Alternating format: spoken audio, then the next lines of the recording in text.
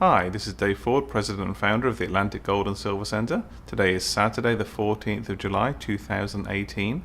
Today I'm going to do a short video to let you know how we as bullion dealers can know what the market sentiment is by how many buyers and sellers are coming into our stores.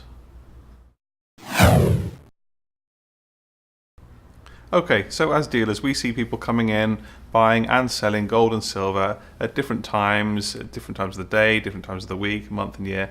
And there are certain times that over a few years, we've noticed certain patterns as to when people sell a lot of their bullion. And people, unfortunately, seem to sell a lot of their bullion right at the lowest point in the market when there's a big dip or a big decline on. And we just noticed this over time, and it set us thinking, why does that happen? Why do we see a lot of people selling bullion just at the point when the market bottoms out? Well, here's the reason. There's a whole range of different investors and buyers and traders in silver and gold. A lot of them will be trading electronically, which means that they're playing the markets either through pension accounts or through investment accounts or through futures markets.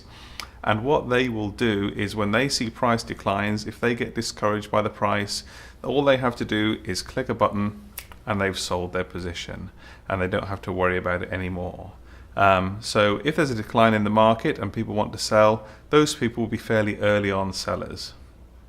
Now, if you look at bullion, people who hold the actual bullion, for them to sell, it's a little bit more work than just clicking a button. They have to take their bullion, drive to the dealer and actually sell it.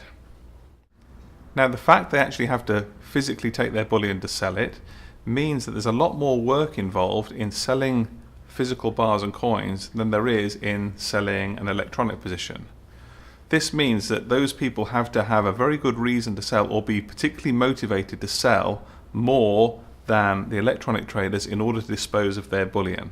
And in order to be that discouraged at selling their bullion, then the markets need to be hitting a level that they're very unhappy with. Now that can often be after, like particularly right now, if we see a long run of not much happening, then a bit of a slightly sharper dip than we'd seen before, we get a lot of people coming in, selling their bullion just at the dip. And we know at that point that they are the last people selling. All the electronic traders would have sold some time ago, and when we see a flurry of people coming in the store to sell their bullion, we know that those are pretty much the last people who would be selling. They desperately want to hold on to it, they've got discouraged, it's a lot of work for them to sell it, so they have to be fairly committed to come and actually sell their bullion. So what this means is, once the last sellers who are going to sell have sold, that only leaves buyers in the market. And if there's only buyers left in the market, what happens to the price? And we see it time and time again. We see a lot of people selling their bullion, they get discouraged, they want to sell, and once we've had a small flurry of selling activity, the market reverses and starts on the way back up. So we use the selling of people coming into our stores as like a contrarian indicator. When we see a lot of selling of bullion, we know that if it's a dip in the market, that things are about to turn around. Now this doesn't work in a bull market. If there's a little dip in a bull market, that's often when a lot of people come and buy in. But particularly in conditions like we see these days, where we've had sideways markets for a long time, we see a bit of a decline, we see people coming in, and that's often the bottom of the market. So my message to you is, if you're looking for good value prices, these are excellent times to buy. July is seasonally, the end of July is seasonally one of the lowest times in the calendar for prices of precious metals, and we often see quite sharp rises in August and September, 10 to 15% often, and we have a lot of people come in August every year and September every year.